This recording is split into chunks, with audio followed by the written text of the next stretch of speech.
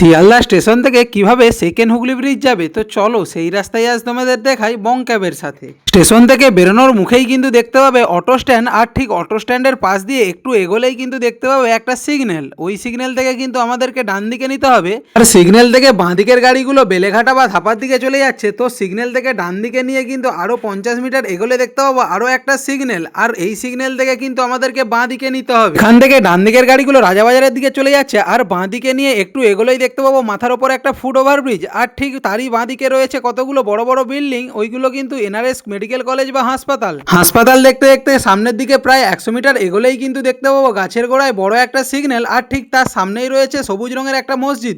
এই সিগন্যালে আমাদেরকে ডান দিক চেপে থাকতে হবে, আর ডান দিকে যখন রাইট টার্ন দেবে তখন কিন্তু আমাদেরকে এখান থেকে ডান দিকে মেকে যেতে হবে। আর সোজা যে গাড়িগুলো চলে যাচ্ছে ওগুলো কিন্তু মল্লিক বাজারের দিকে চলে যাচ্ছে। ডান দিকের রাস্তা ধরে কিন্তু প্রায় 3 কিলোমিটার এগোলেই তুমি পৌঁছে যাবে ধর্মতলার মেন সিগন্যালে, আর তুমি দেখতে পাবে যে বড় একটা সিগন্যাল, আর সামনে কিন্তু বড় একটা 6 মাথার মোড়। শিয়ালদা বা মৌলালির দিক থেকে আসলে এই সিগন্যালটা পেরিয়েই কিন্তু কোনাকোনি একটা বাঁদিকে রাস্তা চলে গেছে। তো আমাদেরকে কিন্তু ওই রাস্তায় নিতে হবে, আর সোজা গিয়ে সামনের সিগন্যাল থেকে বাঁদিকে নিয়ে রেড রোডের উপর দিয়েও তুমি সেকেন্ড হুগলি ব্রিজে যেতে পারো। আর দুটো রাস্তাই কিন্তু একই জায়গায় মিশছে, কিন্তু বাঁদিকের এই রাস্তা দিয়ে সুবিধা হয় বলে তো আমরা এই বাঁদিকের রাস্তা দিয়েই যাতায়াত করি। বাঁদিকের ওই রাস্তা দিয়ে একটু এগোলেই কিন্তু ডান দিকে দেখতে হবে ধর্মতলার মেন বাস স্ট্যান্ড। তো বাস স্ট্যান্ডের ওই গলিতে না ঢুকে সোজা 200 মিটার এগোলেই কিন্তু সামনে দেখতে পাবো একটা বড় সার্কেল আর একটা সিগন্যাল। সেকেন্ড হুগলি ব্রিজে যাওয়ার জন্য এই সিগন্যাল থেকে কিন্তু সার্কেল ঘুরে আমাদেরকে সোজা যেতে হবে।